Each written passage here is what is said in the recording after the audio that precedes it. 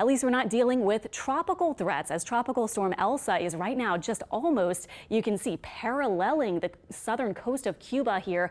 Notice that the center is removed from most of the higher cloud tops. These are the stronger, higher cloud tops, the more rain and the stronger thunderstorms associated with the storm right off to the south of the center and southeast of the center. And it's not exactly aligned perfectly, kind of going up in the atmosphere. The hurricane hunters kind of detected that the low pressure areas were kind of stacked, not right on top of each other. So when that happens, it kind of messes with the circulation.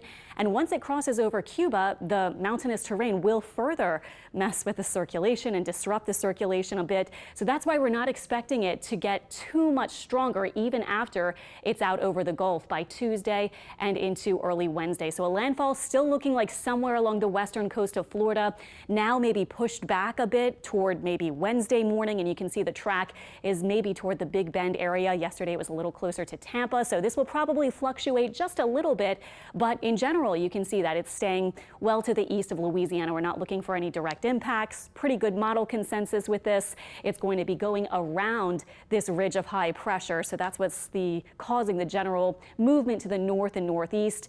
And you can see the tropical storm watches and warnings along the coast of Florida.